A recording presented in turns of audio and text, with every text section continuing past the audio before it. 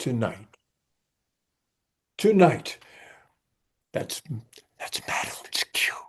Now, tonight, we are pleased to welcome Brian Keith Dalton. Brian is a musician, a writer, a filmmaker, former Mormon or foreman, as he describes himself. He helped put YouTube on the map. Without Brian's and his content, who knows where YouTube would have wound up? Mr. Deity is what Brian originally called himself with his first content on YouTube. And he has an extensive background in video production and graphic design, among many other talents and skills, including the God thing. Should you have a question or a comment, please use the Zoom hand raise feature found at the reactions button in your to raise your hand. Let's mute our mics until it's time to speak. Please know we're recording the presentation for posterity and uploading to our YouTube channel. We're open to the public. We don't know what might be said during our discussion. Sometimes we cringe, sometimes we cheer, sometimes we laugh, sometimes we nod in quiet approval. We always look forward to a robust civil discussion. So let's welcome Brian right now. Thank you for being here, Brian. I very much appreciate it. And let me start by asking you something right from the beginning. Your name, Brian Keith Dalton. Is it possible that you were named after the actor from Family Affairs, Brian Keith? That is very astute. So here's the story. My parents were 45 and 47 when I was born. I was a total accident and a surprise. I had a sister 12 and a half years older and a brother 21 years older. And my parents were so uninterested in me that they decided to throw the gauntlet over to my siblings to name me. And of course, my sister was a huge fan of the show Family Affair, which you have to remember that, right? With I do. with Buffy and Sebastian, Jody. yeah, Sebastian Cabot and Brian Keith, who also starred as the original father in the father in the original Parent Trap. And so they named me Brian Keith Dalton after him. And I started using it when we did the show because I was hoping that nepotism would kick in and someone I would think that I was Brian Keith's son and maybe give me a shot somewhere. But it didn't work out that way. So, but that is Okay. that is a true story.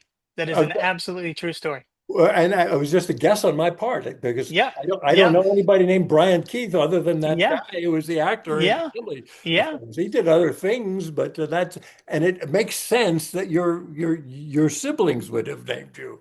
That Yep. makes sense Yep. too. That's it. Yep.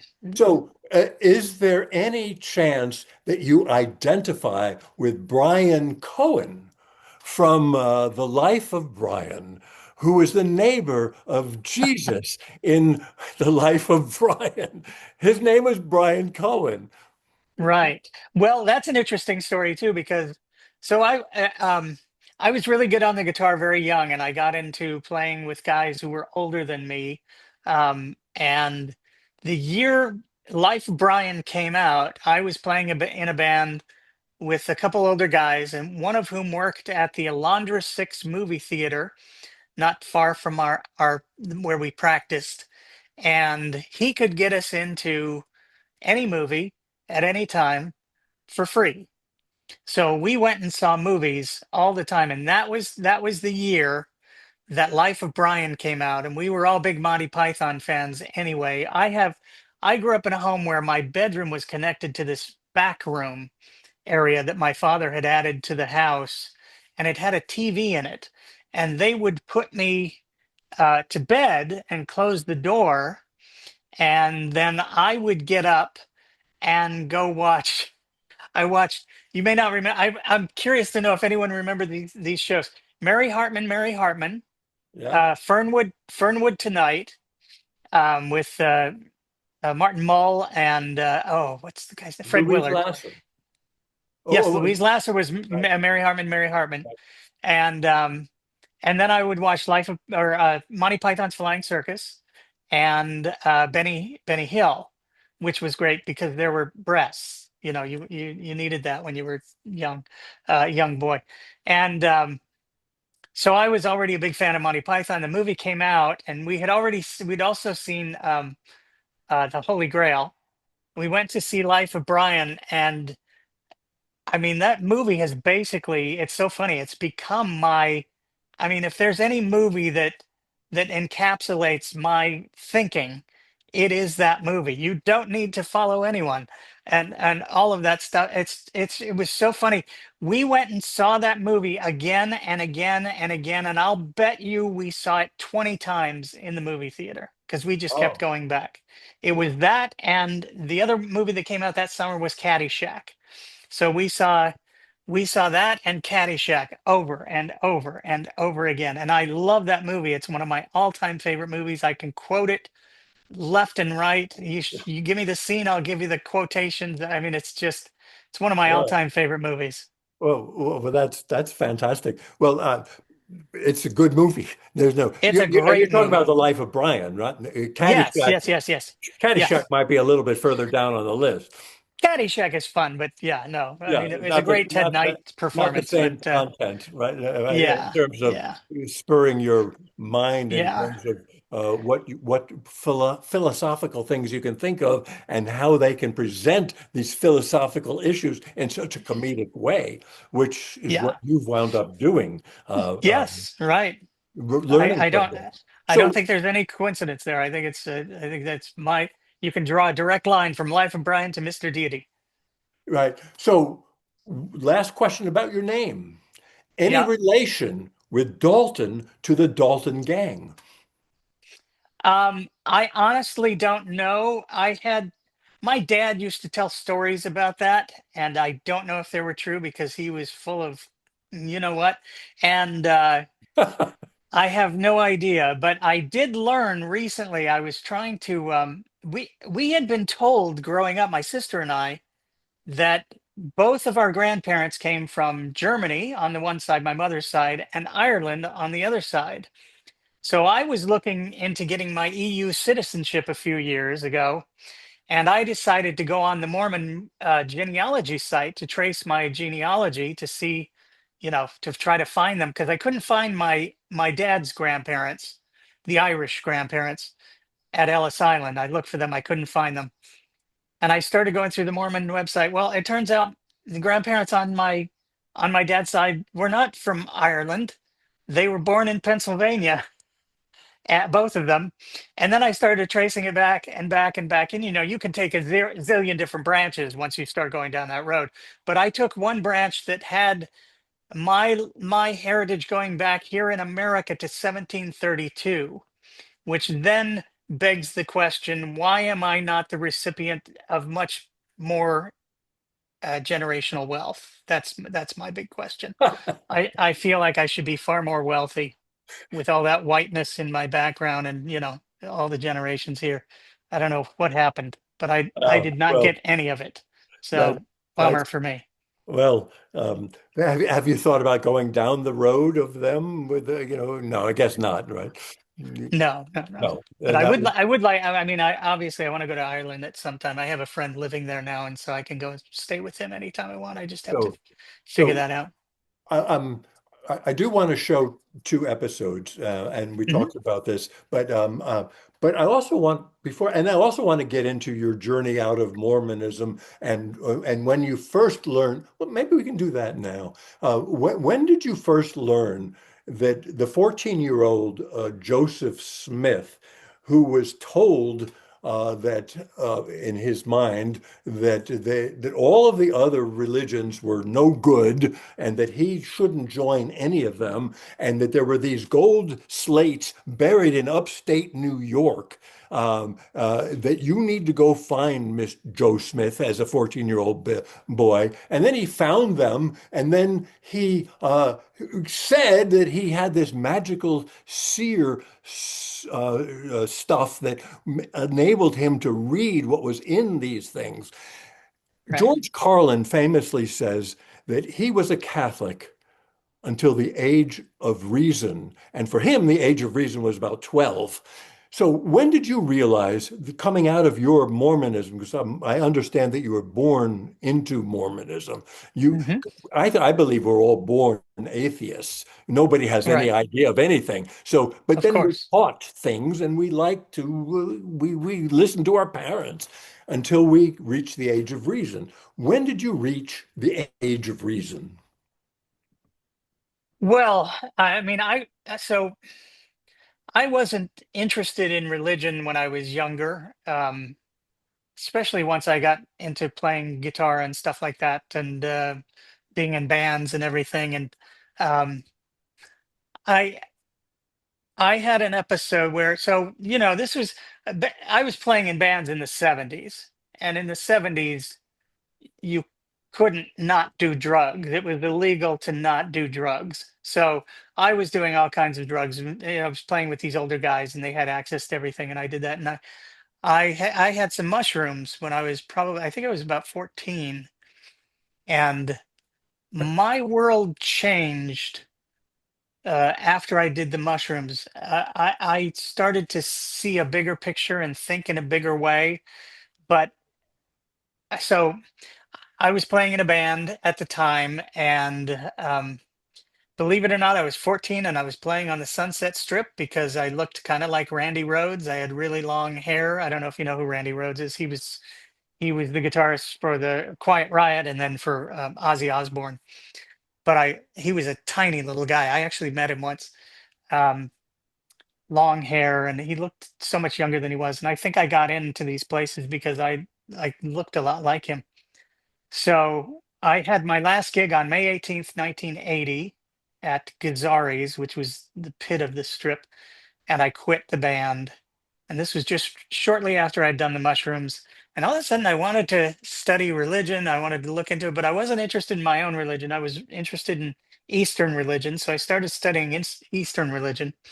Then I had this girlfriend in high school who um, got interested in Mormonism. I had actually given her a Book of Mormon, even though I wasn't into it, which is a weird thing to do when I think about it. And we were in the middle of a break one summer, and some Mormon missionaries showed up at her house, um,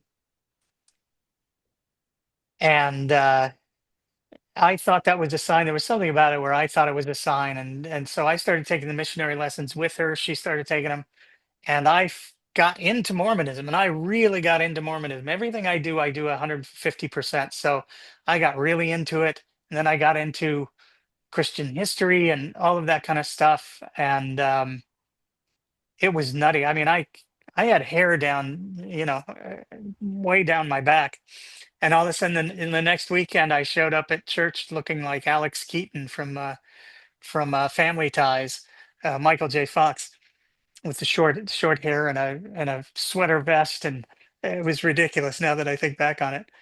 And that took me into a life where I became good friends with Dennis Prager of Prager U. I'm sure you know of him down there in Florida. Yeah, I was going to ask you about Dennis Prager because Yeah. he's both a mentor and then he was a foil in a lot of ways. Yes. But keep Yes. going with this story. Yes. So I actually started working with and for him. I didn't technically work for him, but he invited me into his office. So I had an office in his office, which he paid for, and then in return I published his newsletter called Ultimate Issues at the time. So I'm there and I'm meeting a lot of different people because he's super ecumenical. So he did a show called Religion on the Line, which was a priest, rabbi, and minister every Sunday night. And a lot of times I went to the studio and hung out with them and did the show. And I just met a lot of smart people who were religious and of other religions. But the main catalyst for me of getting out was I had written a piece called Mormons aren't Christians, which I believed when I was Mormon. And Dennis edited it for me, and he said, this is good. This is good stuff. You should write a book on God from the Mormon perspective, and I'll take it to my book agent. And I was like, oh, okay, cool.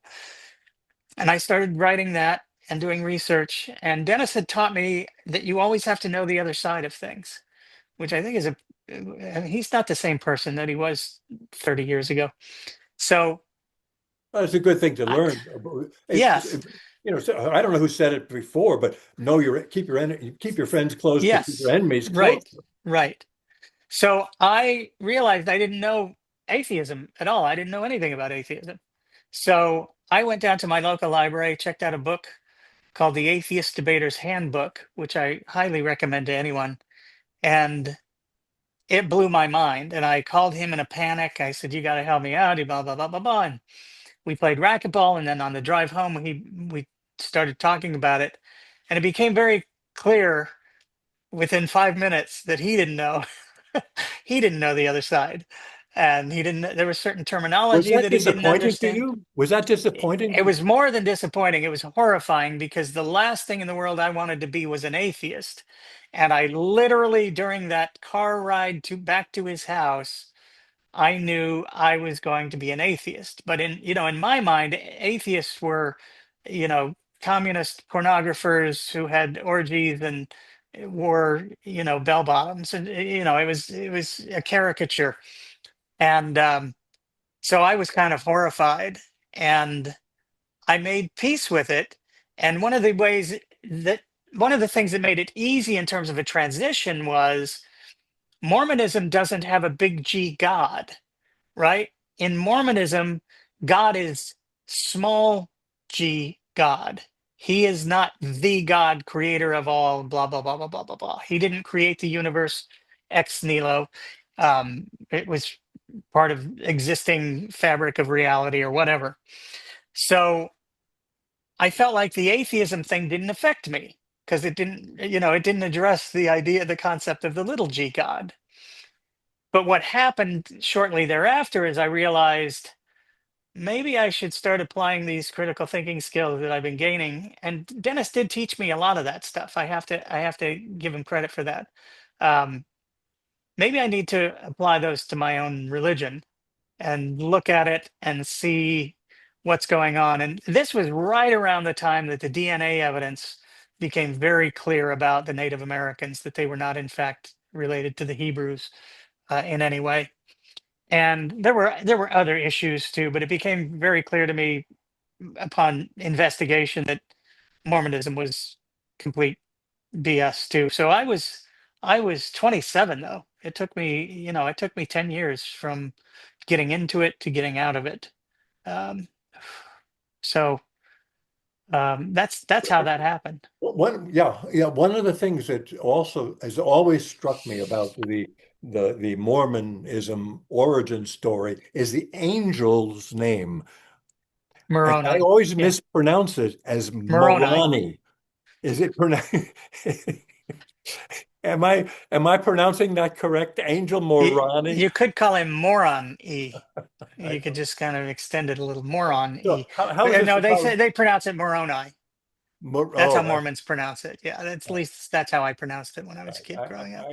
I forgive me because I've always mispronounced it. But so you came out and at what age? And you said age 27? Is that what I 27. Yeah, 27? yeah. So at that point, you feel like a relief or were you confused? No, it was pretty horrifying at the time. I did 2 years well, I almost converted to Judaism because I was good friends with him, and I couldn't get past. I grew up in an area where there was no ethnicity. Like no one cared about ethnicity. I had Italian neighbors over here, Jewish neighbors up the street, Catholics, and ethnicity was not a thing.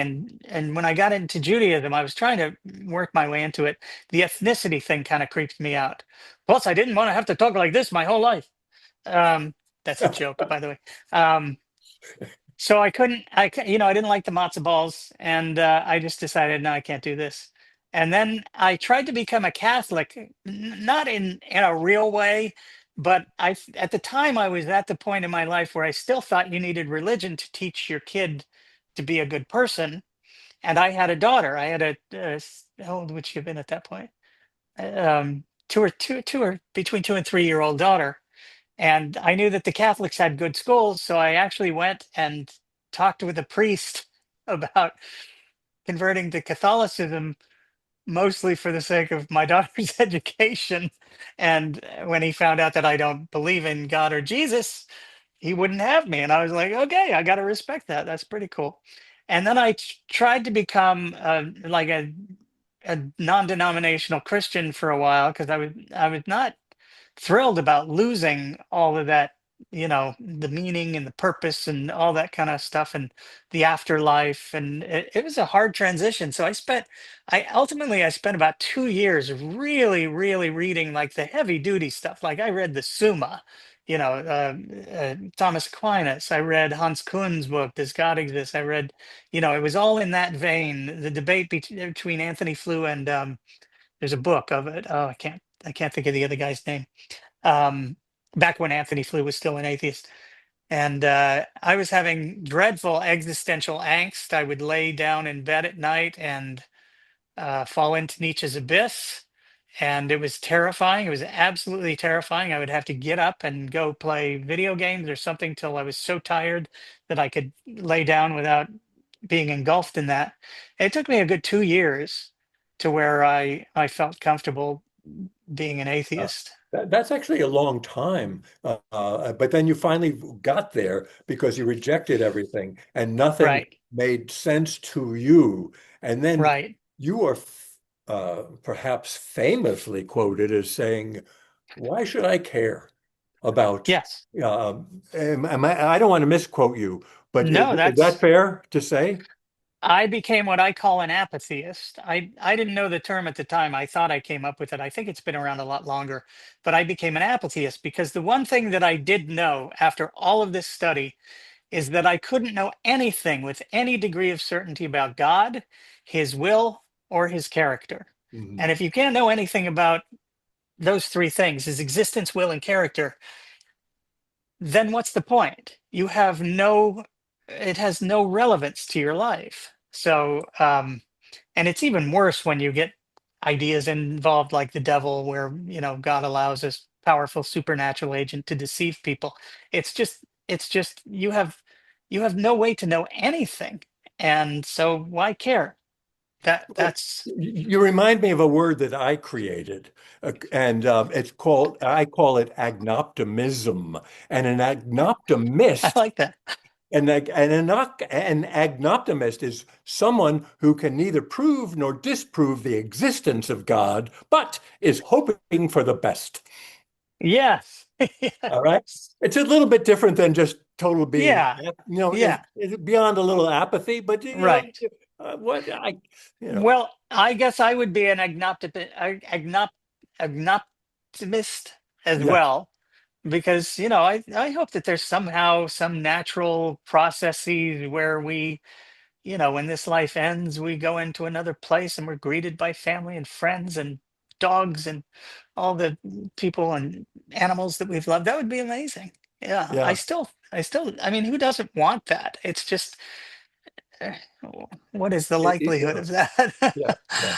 We have to couch that with the reality that we see and feel and Yes. understand, Yes. and the evidence that has ever been proven, and the stories and the political nature of religion. It's not a simple thing of just a story that we like to believe. Right. Religion is politics, and the politics gets religious people to actually stop thinking. Sure. Absolutely. You did Absolutely. not stop thinking. You in your 20s decided something's up here. Yeah. I got to get beyond this. This is not right. Yeah. Which Yeah. is I think is admirable, but so many people do not stop thinking. Look at what happened on Sunday, at the Washington Mall. Thousands of people gathered for to rededicate America as a Christian nation. Right. And that was all they were about. We are a Christian nation, and was led by the Trump administration. Even in Jacksonville, Florida, yesterday, a couple of thousand people went to Hanna Park to get dunked into the Atlantic Ocean to be baptized, as if, that's going to cleanse their sins and they will be free to do whatever they want because they're going to have a better life afterwards. How do people get beyond that? Well, I mean, you have to give them information and just hope that they have the courage to follow it through. I mean, that's all you can do is put it out there. Right. There's no, you can't, make anyone believe anything or stop believing anything with compulsion. So you have to just try to persuade, which is why I started doing this show. One of the reasons I started doing this show is to try to concretize kind of these abstract ideas that people believed in and they said they believed in. But when you concretize them and you put them in a conversational format, like we did with Mr. Deity, you really start to realize how silly it all is. And Yeah. the thing that I love about humor in terms of presenting this kind of information to change people's minds is that humor is when you laugh, it's involuntary, right? Right. You It's a you reflex. we in comedy you say, oh, I killed him. There's there's a little bit of violence involved in making you do something. We make you do something. In that regard, there is some kind of compulsion to humor because we're making you do something.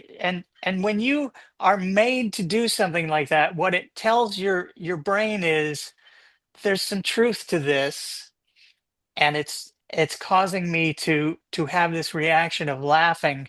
And you can't ignore your own mind, you can't ignore your own laughter. So if you can laugh at it, if you can see the humor in it, I do feel that there's a little bit better of a chance that maybe you'll ease into it, maybe not instantly, but it'll plant a seed and you'll think about it. And that's the only way I know to do it. If there are other ways, great, whoever's doing that. I mean, right now I'm in love with Justin on the Deconstruction Zone. I don't know if you've ever seen his show.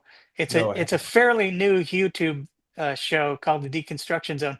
He's a former pastor, and he's not quite a biblical scholar, but he might as well be. He knows Hebrew and Greek, and studied ancient civilizations from the time of the Bible, and he knows his stuff better than anybody. And he just has conversations online.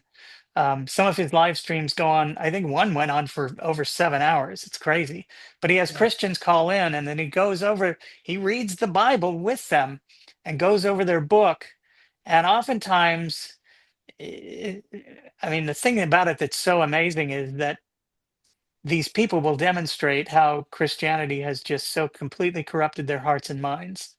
And it's amazing to see. And I think he's probably the most important atheist right now, I would say, on any of the social media platforms, because he's doing Wow. such amazing work. Okay, repeat his name again.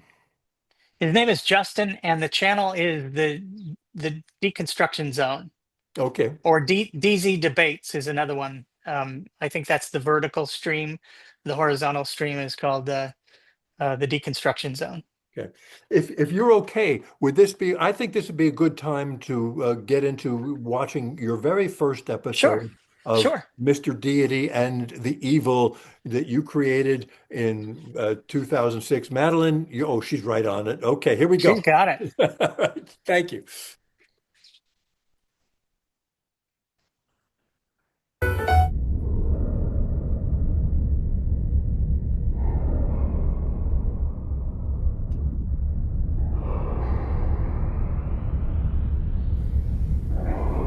So, what do you. Do you hear that? Is it supposed to sound like this? Mr. Deity, I think it sounds great. Larry, the whole thing is a train wreck. It's Sir, Oh no. you had 6 days for this project. actually I had 7, but there's no way I'm coming in tomorrow now. I'm so depressed. Okay, well, then we really should wrap up the whole evil thing. Sir, Mr. Deity, what you're allowing, what you're not allowing. Okay, where were we? Well, we last left off, we had decided, well, actually, you had decided, sir, that you weren't going to allow people to harm each other with merely their Their thoughts. thoughts. Yeah, that's good. That's good. Right, next up, kind of a biggie, holocausts. Yeah, I'm gonna allow it. Okay, holocausts in. Next up, torture. Broad brush here. You got men, women, children, animals. Babies? Babies, yes. Yeah, I'm gonna leave it in. Okay, torture's in. Sir, you are all powerful, right? What is it? What is it? I mean, I was just thinking because the list. It was just. The list. Because the list. Okay, moving down the list, sir. Down syndrome. Down.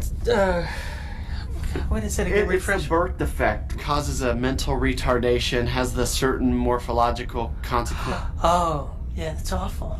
It's so sad. Yeah. Yeah, let's leave it in. Okay. Down syndrome. In. Well, the next one, I checked with the boys down in research on this. Said Yeah. we're safe to leave it out. What is it? That natural disaster complement. The earthquakes, floods, tsunamis. Yeah, I need to have that in. Well, sir, I actually spoke with the head of R&D myself on this one. Sir, I spoke with the head of R&D. Yeah. Okay.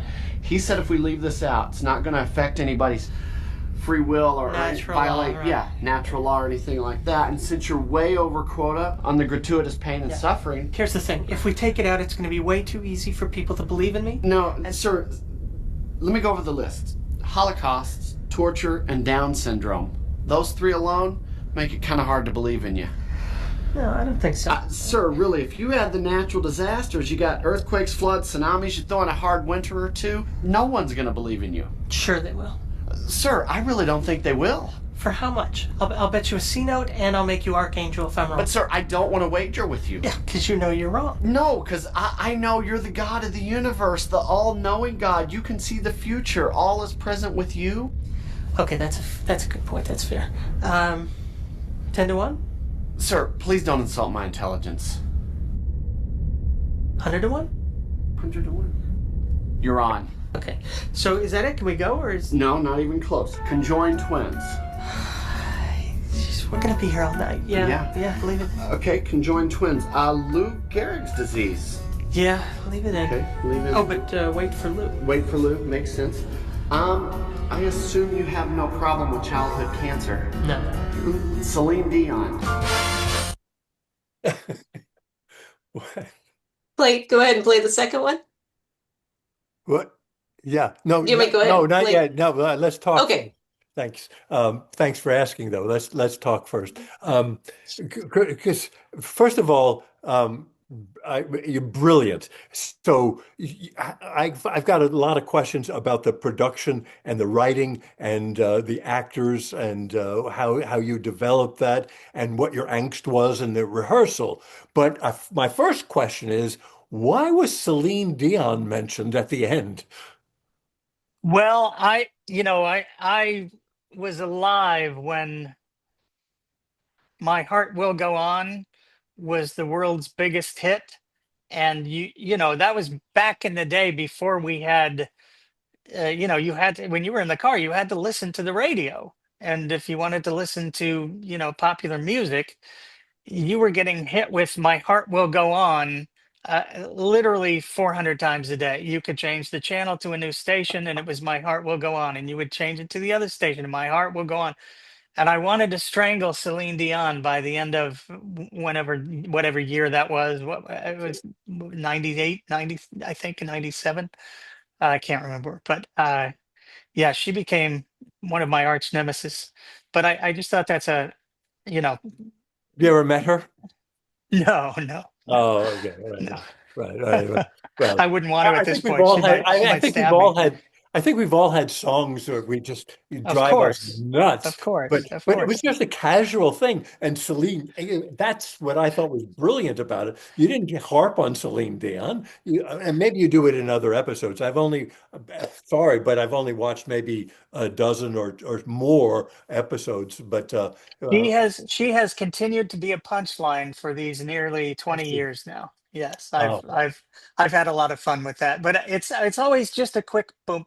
It's never yeah. I never and she's a fine singer. She's a terrific singer. She's an amazing performer and everything like that. But that song just made me hate her. I just wanted to strangle whoever it was that was Is um have putting you that ever on the been radio 24/7. have you ever been contacted by her? No. or her people No, with no. a cease and desist letter. You obviously think I have a broader reach than I do. Okay. All right. Well, that's great. So I'm curious, this is your first episode. And so what was it like when you decided, I want to try this? Who did you reach out to first? Well, the thing is, I wrote this episode just as a goof. It was for myself. There wasn't really anything to it. Mr. Deity was called Mr. God at the time. And the show would have been called Mr. God if someone hadn't already had that URL bought. Um, so I had a brother-in-law who was Sri Lankan who lost family during the Indian Ocean tsunami. And in talking to him, he had a way to make peace with it. He was Mormon, and he found a way to make peace with the horrible disaster that wiped out 250,000 people in a heartbeat. And so I wrote that episode just kind of as a musing for myself, and then I ended up liking it, and I wrote two more episodes, which was episode 2 and 3, and then I had made a movie in 2002, which won the Temecula Valley International Film Festival and done well on the festival circuit and stuff like that. And um, the two actors who starred in it, I thought, oh, this would be good for them playing Mr. Deity and Larry. And they didn't want to have anything to do with it. So I went to all the other actors that I knew and offered it up to them. They didn't want to have anything to do with it. And so the guy who plays Larry is someone who I met at the film festival that I won, and he was doing videography professionally, which I had been doing as well. And we became really good friends. He lived like 3 minutes from me, and we would just hang out, and then we ended up doing a lot of production jobs together. And we had a production job in Santa Barbara. I was living in Temecula at the time. We had an 18-hour day that was just crushing. And on the way back, Jimbo said, "We're getting too old for this shit. Why don't we shoot those Mr. Deity episodes? You play Mr. Deity and I'll play Larry, and we'll see how it goes." And I was like, all right. And I'd never been in front of the camera before. So we had to shoot that first episode 3 times before I wasn't thoroughly embarrassed with my performance. And when I watch it back now, I'm pretty embarrassed, but um, it is what it is.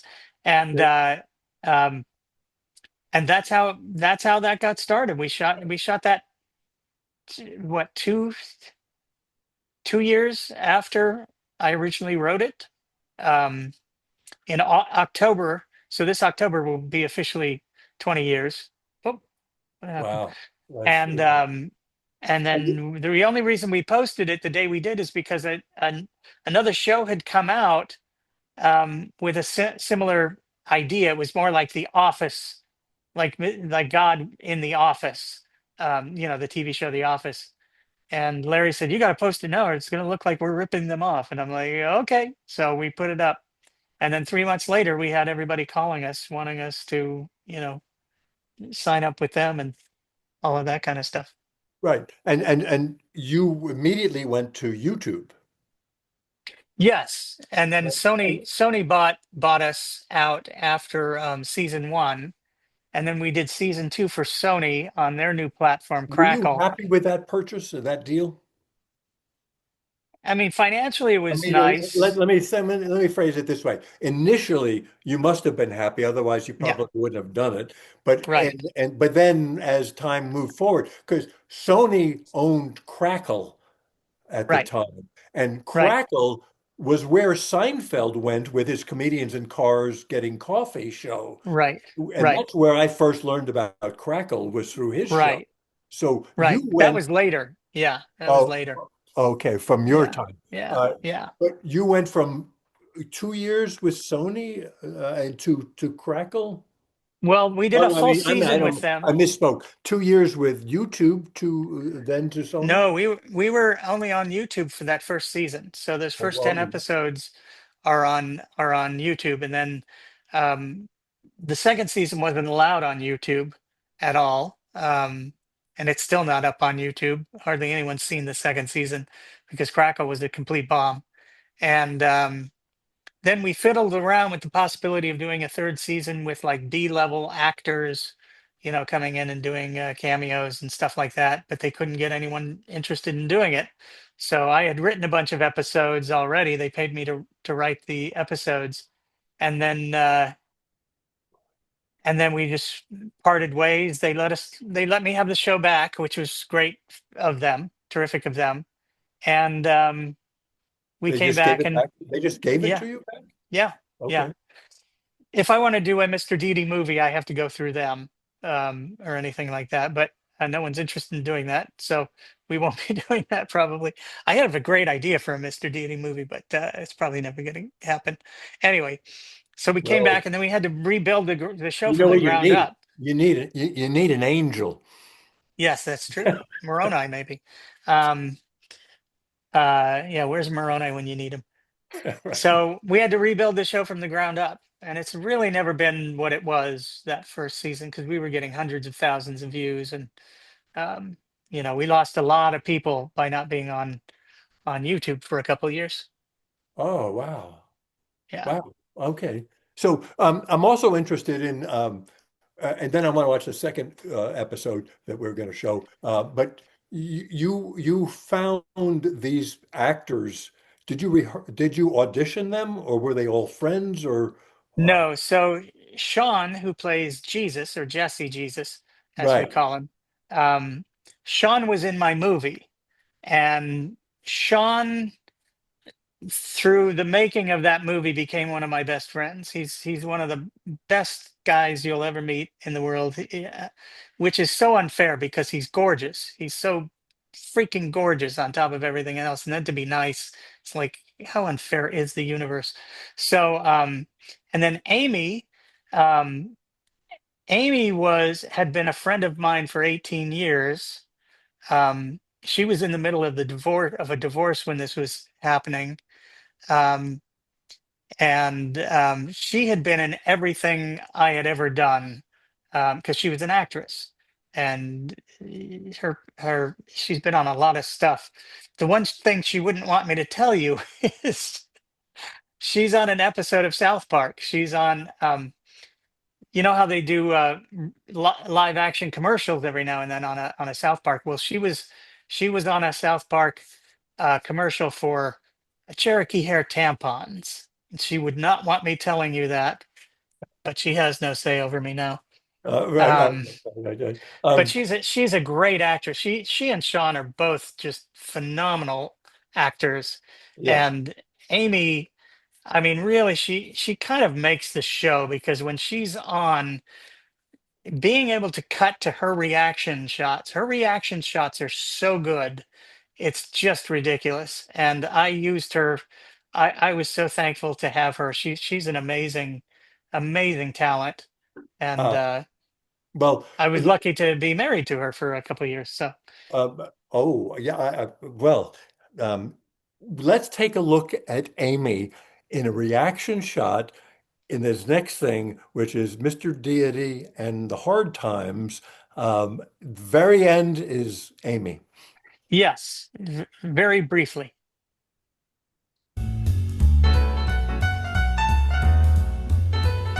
The problem, Timmy, is the bang or the lack thereof. Sir, there is no sound in a void. Well, then let's get rid of the void. Who needs that thing, all right? I'm not going to pay for a big bang without a bang. That's like asking me to pay for a wagon wheel and not getting a wheel. What do you want me to do here, sir? I want you to make this thing sound like a Bruckheimer film. Did you tell him about the problem? With the bang? No, about the whole. Oh, Wait, how old is the new Sorry hire? about that. I don't know, why I but keep he saying really that. uses Excel.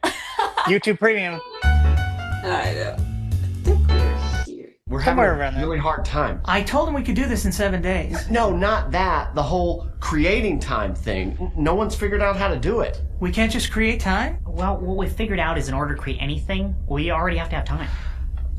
All right, look, in any act of creation, you first have to have a moment where there is none of whatever it is you're creating, right? Right. Right. And then in the next moment you create the thing, and there it is. Right, so what's the problem? Well, in order to create time, time already has to exist. See, we first have to have a moment where there is no time, at which point we create time, and then there is time. But to have that first moment requires an already existing fabric of time. So we need to find time to make time.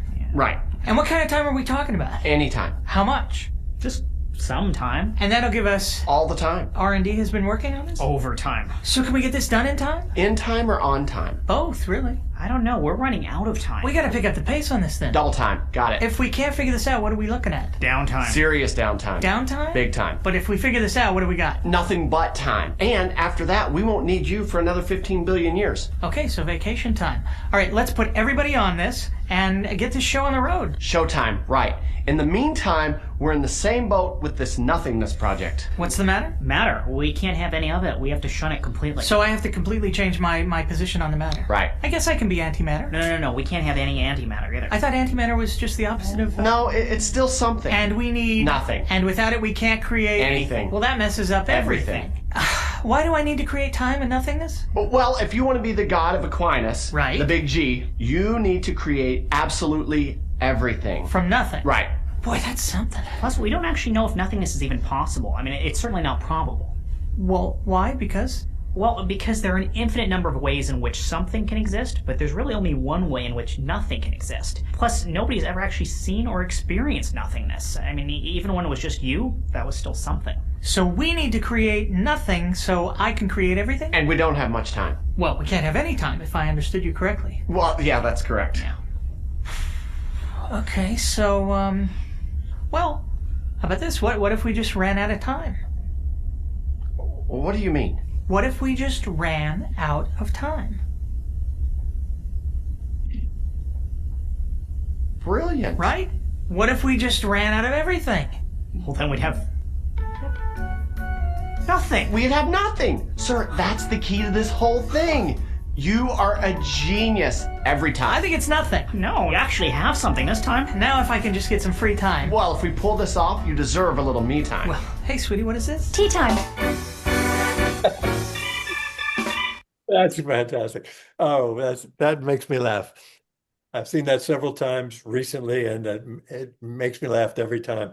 And I don't feel like I'm killing time watching that. I think it's great. But when you wrote that, how long did that take? How much time was involved in writing that? Oh, I don't know. Easy script to write. A lot of times I get ideas and they're like fully formed. There's an episode called Mr. Deity and Death, where Death is complaining about his job because it's a total bummer, and and he's upset about having to do it, and I literally wrote that in 20 minutes. The idea hit me, and Yeah. I just came up with it. Not that one. I Oh, don't oh. actually remember how long Mr. Deity and the Really Hard Time took to write. I had been annoyed with people not understanding that if you have a being who's outside time, he can't create anything. He's literally just pure potential. And I can't remember what it was. I don't think it was the Ben Shapiro video, but there was some video of someone talking about, the actualizer, the Aquinas's actualizer. And the problem is, obviously, if you're outside time, you can't actualize anything. You're nothing but pure potential, and you can't do anything. There is no causal power for a being who is outside time, because creation or causing anything requires an already existing fabric of time, which means God can't be the creator of time. Time has to be eternal with him. Even William Lane Craig has this clip with Alex O'Connor where he's talking about God making the decision to create. Well, you can't make a decision. There's no time. There's no thinking. There's no doing anything. And it's just it's one of those things that really annoyed me. So when I wrote it, I was probably a little more angry than anything else. But anger is a good motivator, and I love that's my favorite piece of writing. It's a combo. It's the writing, the performances, and the editing. I was very happy with my editing, with the back and forth and all Well, of that kind of stuff. that is it's stellar, by the way, because also the Thank you. rehearsal, the Yeah, rehearsal is yeah. how many times did you rehearse that I before you decided we're going to shoot it, and now I think we got something, and how many times did you discard all of the film or video that you had before you kept the final piece? so we hardly ever did any rehearsal. We would all show up, and hopefully everybody knew their lines, and we would go through it maybe once or twice. I would give some notes about how I wanted a particular line delivered, or the emotion behind the line, or something like that. And then we would just start shooting, and then we would shoot until I felt like I had everything. The hardest thing that we had to get on that particular episode is Jimbo is not Jimbo who plays Larry. Um, so that was Jarrett Leonard Kaufman playing Timmy, our IT guy, and Larry, Jimbo playing Larry. Jimbo is not a person who cares about religion or theology or knows anything about it. So the line that we had to go over again and again is where he says, if you want to be the God of Aquinas, because that was totally foreign to him. He kept saying something like, if you want to be the God of Aquafina, you know, uh, he would just come up with different things that because he couldn't remember Aquinas. Oh, I see. So I can't remember if we had to just get him saying that, like, say this, Jimbo, if you want to be the God of Aquinas. There's probably a cut there to me, so that then he can just continue. We can take from the rest of the clips, the rest of the um, takes, the rest of the bit. But yeah, there was a lot of times stuff like that. Different actors. This still happens to me when I'm shooting My Way of the Misters. There's often a paragraph or a line that you just cannot get through, and it just kills you, and you have to do it a zillion times, and you'll trip up one line or another or something like that, and then the rest of them are fine and easy. But Jimbo almost always had one line where we just had to keep going over it again and again and again. In fact, there's an episode called Mr. Deity and the Virgin, where Larry's upset because I'm having them kill the virgin girls who don't bleed on the sheet, right, on their wedding night.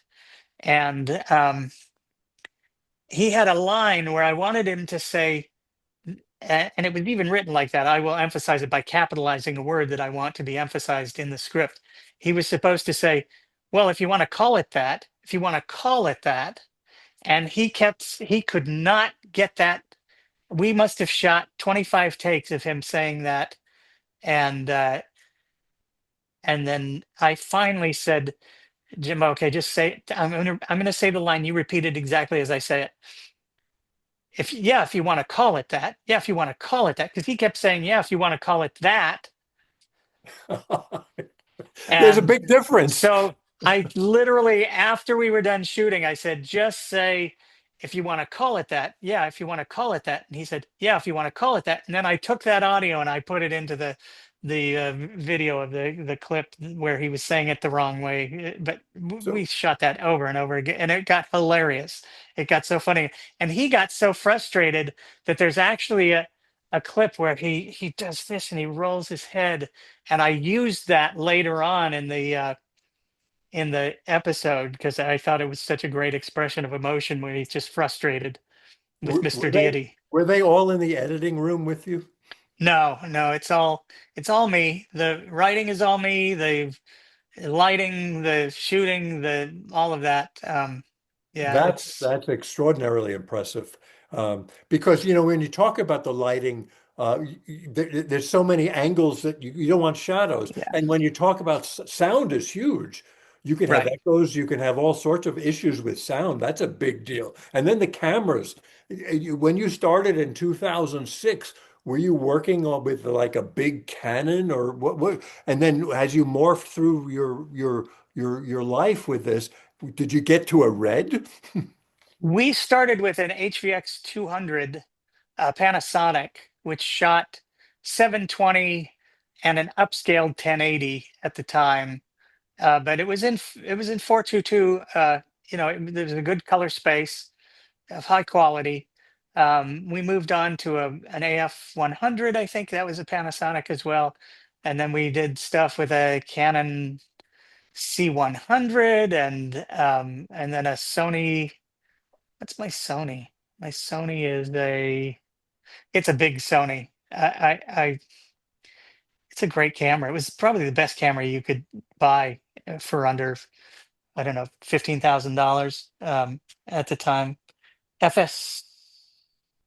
FS7, yeah, something like that. Now I shoot on a little Canon R5C, Uh, um, and it shoots 8K down res to 4K, which looks amazing. You can't tell it from the 8K.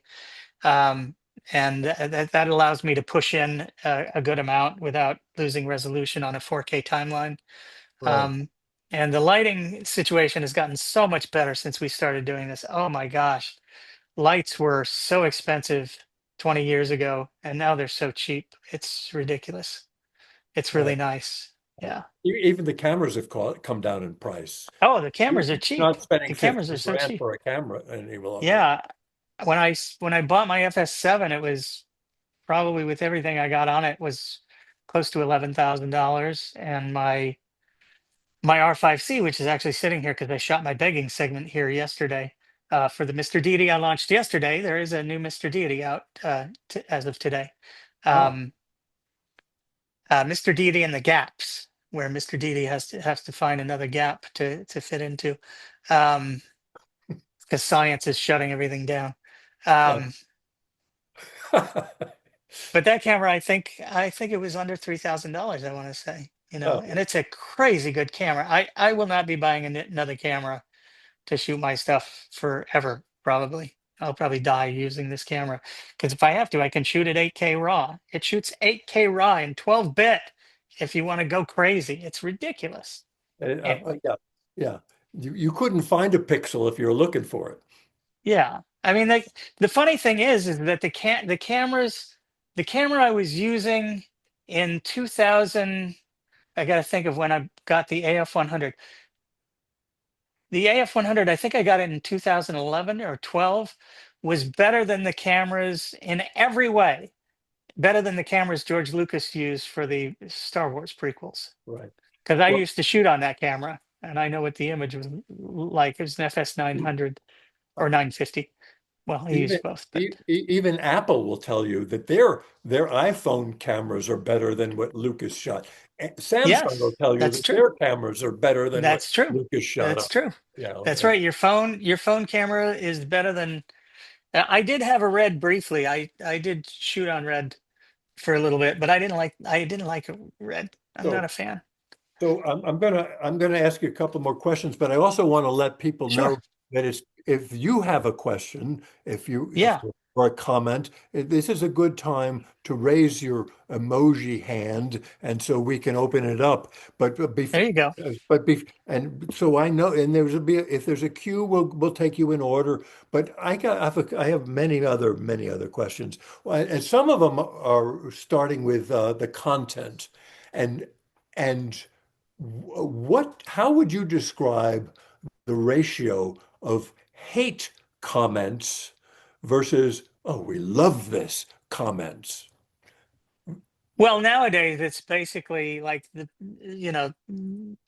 haters have been whittled down to very few, and even the haters are not haters. They're just people who, there are regular people that I see in my comments who I dialogue back and forth with, um, usually fairly respectfully. Sometimes it gets a little ugly, um, but never too bad. At the beginning, it was a lot worse. because everything was fresh. This is 2007. I got death threats. Um, I was one of the people who got death threats from Dennis Marcuse, the Canadian guy who eventually got arrested and put in a mental institution for threatening all of us, all of the atheist people. I actually met him. I spoke at Toronto, and I saw a guy who was having a really aggressive argument with some guy, and I went over and I got in the middle of it. And eventually the guy, told me to go F myself and ran off. And someone else came over to me and goes, "Did you know that you were talking to Dennis Marcuse?" And I was like, "Oh, no, had no idea." Because he'd been threatening all of us with the most horrific death threats. I mean, truly Yeah. like frightening death threats. But I got a bunch of death threats from Christians and Muslims, and I don't think I ever got death threats from Jews. Um, but yeah, things have changed in the last 20 years. Atheism is much more acceptable than it was back in 2006, 2007. Yeah. Right. Let's go to Dr. David Schwamberd. He Dr. has a David, question. Let's hear what you got, David. my man. Well, I was going to ask because, in every group there's a broad spectrum, and Ken just asked about hate responses. I'm guessing that you get some positive responses from a certain quarter of the religious or believing community. And I thought you might talk about that a bit, especially if you've got any responses from them that surprised you in a positive way. Yeah, well, at the beginning when we started doing it, so the first two seasons, which, like I said, hardly anyone ever saw the second, but at least the first season, if you'll notice, all the videos are pretty benign. They're not aggressive in any way. They're just kind of pointing out some silliness to the theology and everything. So we had I would say a good 30% of our viewers were religious. And if you look in the comments, you'll see a lot of that. They liked that there was something funny, even if it was poked them a little, that was about something they were interested in and they had an investment in. So we got a lot of positive feedback, not just death threats. I should have said that. That's my bad. We got a lot of positive feedback from believers of all stripes. A lot of Jewish commenters, very positive. They really liked it.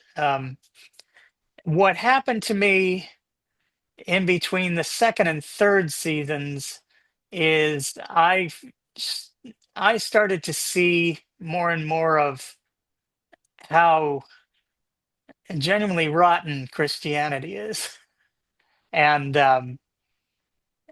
so the show took a turn where we were doing things that were much more. It wasn't just a little poke anymore. It was a full on stab, and maybe multiple stabbings, and then fleeing. Um, and so the show gets much more aggressive at that point. And then my Way of the Mister shows now. A recent one was called "Jesus Was a Moral Monster." So it's a different feel from what it was at the beginning. And I'm doing that now more because of the Christian nationalist takeover of our government, and you can see what's happening with Christians and Christianity. So, but that started to happen as we were pulling into the third season, and so third season is a little bit more of a kick in the teeth to Christians. I think we lost a lot of them. I think a lot of them went away. It was too hard hitting at that point. But yeah, a lot of positive feedback from Christians early on. That's interesting. Lance from Thailand. He's our correspondent. He's in Your Thailand right now. Thai correspondent, nice. Yes. Yeah, he's our correspondent from Thailand. Lance, what you got? I was just going to say that one of the reasons I like Brian so much is the unapologetic nature of the work. And the other day I was watching and he said, Christianity is wicked nonsense. And I love that. There's so much apology even from atheist content, that we Yes. have to have respect for this nonsense. And I think that your work is so unapologetic. I love it for that reason. Yeah, I'm not taking any prisoners at this point.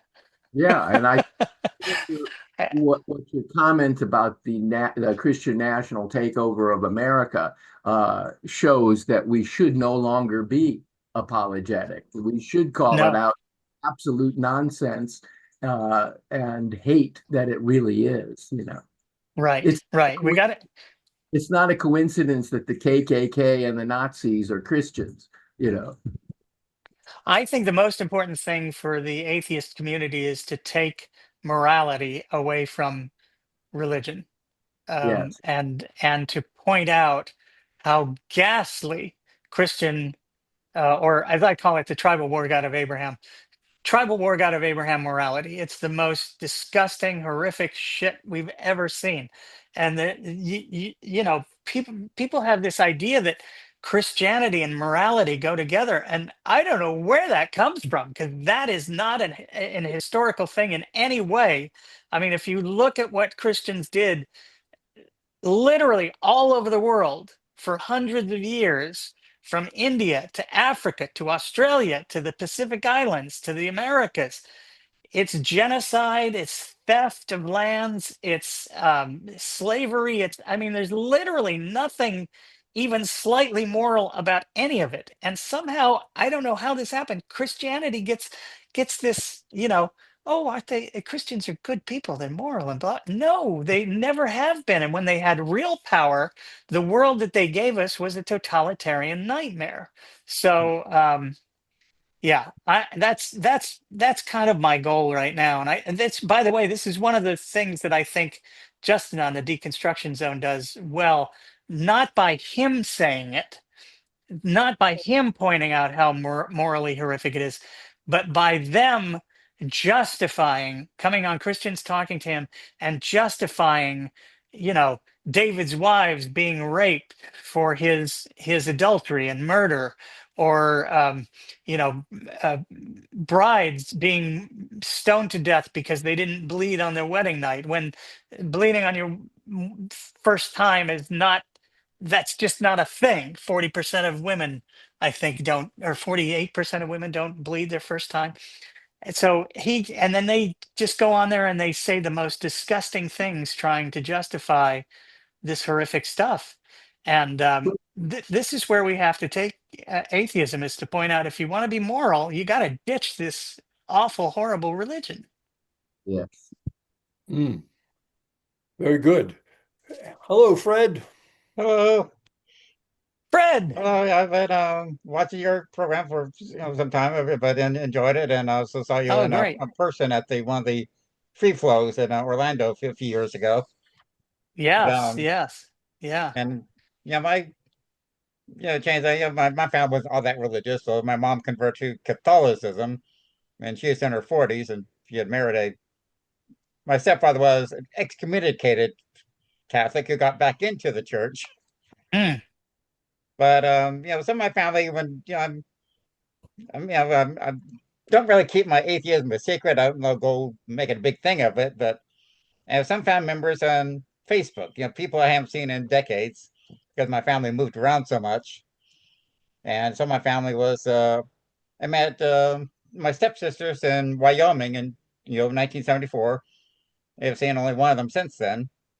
And one of them became a mm. very staunch, ultra right wing Christian. And some of my family members are very Christian. They want to get in get debates with me. Finally, I had to unfriend them because it got so tense. I wonder, and of course, most of my other family is like, I had a little disagreement with my mom with politics and religion, which we got over. But she died now. But most of my family is kind of take it or leave it. It doesn't make not a big deal to them. Others is like they're like, you're going to hell. I don't know Right. what your own experience has been with your family or extended family. If you had anything similar to that you had to deal with. Yeah. So my parents my mom was a true believer. My dad joined to keep peace in the family. That didn't really work. Um, but the strangest thing was is when I came and told my parents that I'd left the church, my dad was more upset than my mom. Mm. And I've since made a joke about how, oh, he just didn't know you could get out. Um, so he was upset that someone figured it out before he did. Um, my wife at the time, she came from a Mormon polygamous family, back in the day. Like Mm. Jacob Hamblin was was there her my my mother-in-law's great grandfather. I can't remember. He had multiple wives and helped found one of the other states, either Nevada or Arizona. I can't remember. Um, and they ended up being very cool about it. I was surprised. I thought they were going to be much harder on us. They just went okay, and we never really heard anything more about it. I used to annoy her a little bit every time we would go over there for dinner, because whenever they said a prayer, everyone would say amen, and I would say in one abstention, and that didn't go over really well. But um, the coolest thing about in terms of the family, my sister's still Mormon, but she's almost like genetically Mormon, like my mom was. Like she cannot not be Mormon, and I've never pushed anything on her. I don't care. She's living her life. She was my anchor, and I love her like crazy because she basically raised me for the first 6 years of my life. My parents were um, not interested, and my brother died 5 months after I was born, so they were emotionally incapable of probably doing anything. But my sister really loved me and took care of me, and I love her, and I just leave it at that. But the coolest thing that happened is when my mom died, my dad was 82 at the time, and I came over one day and he said, come on in. I want you to sit down. I want to talk to you. And I was thinking, oh no, oh geez. And and then he gets out my mom's big Mormons have their own Bible. They make their own special Bible with their own uh, footnotes so that you can footnote it to the Book of Mormon or the Doctrine and Covenants or whatever other Mormon book you want. So he took out my mom's big print Bible and he said, and he held it up to me, and I'm in dread at this point. And he says, "Have you read this thing?" And I said, "Yeah, Dad, I've read it over and over again. I know it like the back of my hand," which I had. I really got into it when I got Mormonism with a vengeance, as I say. And he said, "This is some of the sickest shit I've ever read in my life." And I just immediately, just this relief flowed over me. And then he went on and on about all the stuff that's in the Bible that he was just absolutely disgusted by and thought it was complete bullshit. And he really went on. And I was like, oh my God, this is amazing. And the great thing about that is we finally, he became an atheist. And I grew up Mormon, so I was very Republican, and obviously I'm hanging out with Dennis Prager.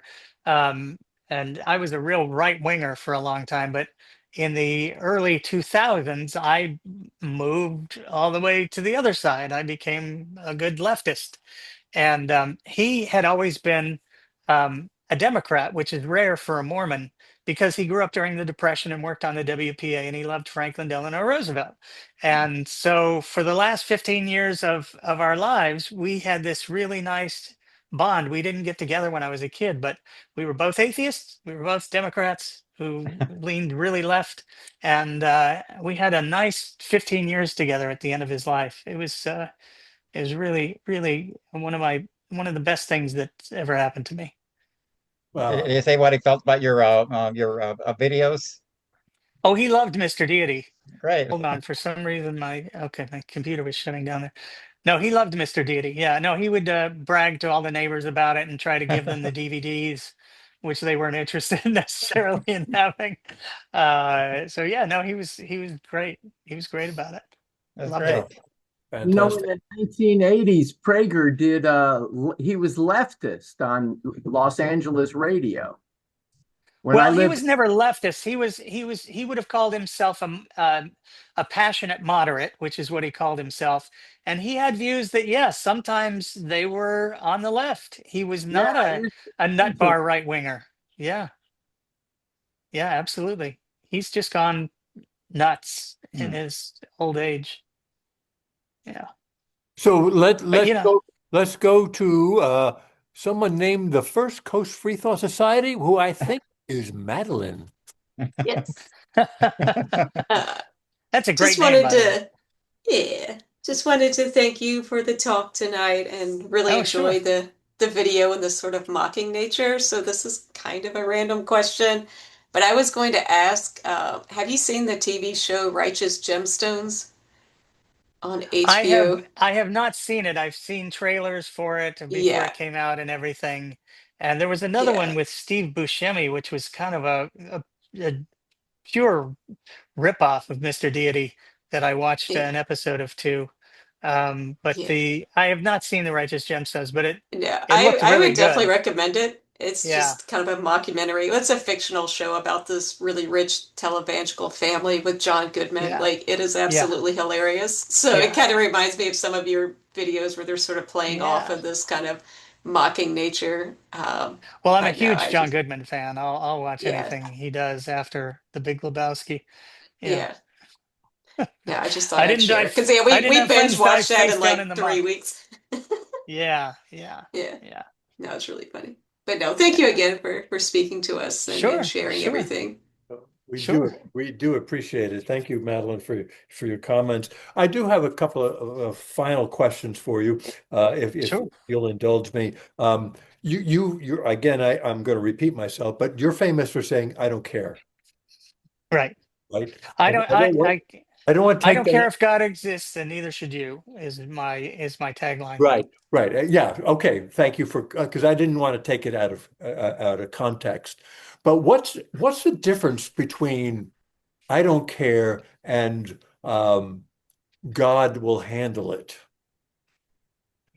which absolves people from responsibility?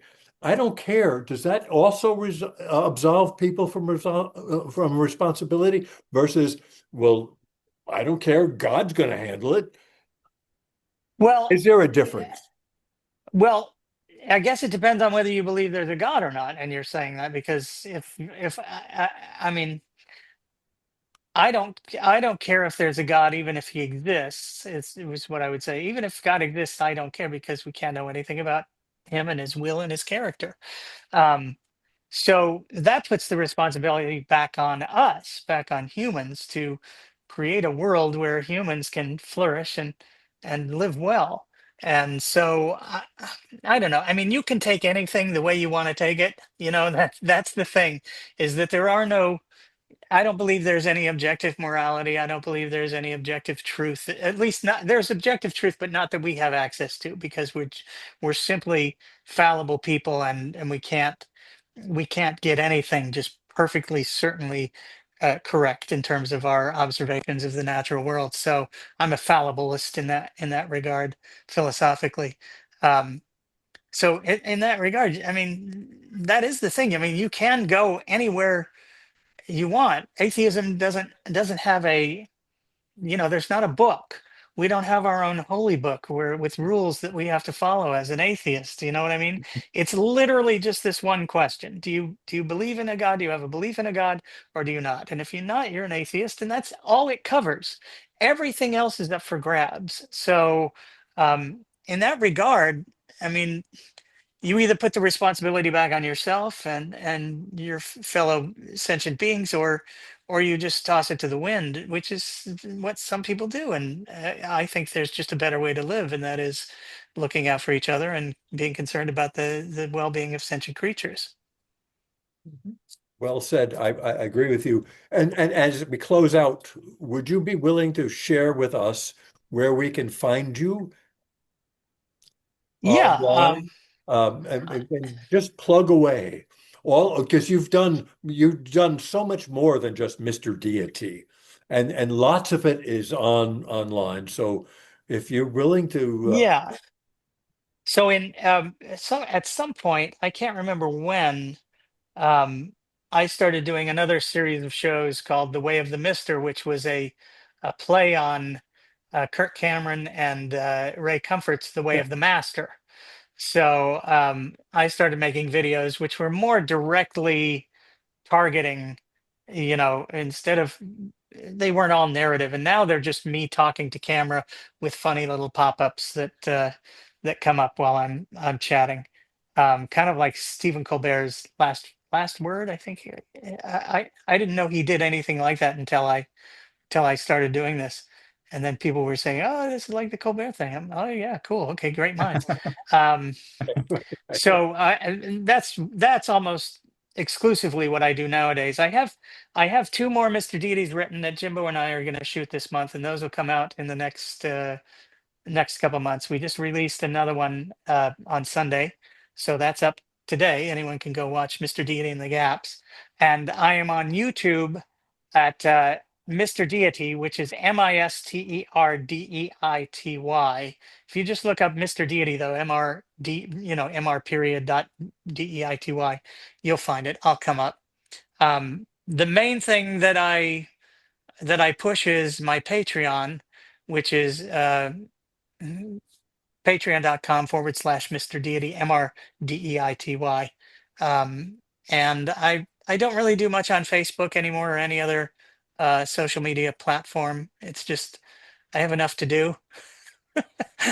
And it's hard enough to get all my videos done and up by the when you're on Patreon, you get paid based on the stuff that you've uploaded that month. So I have a hard deadline of midnight the last day of the month.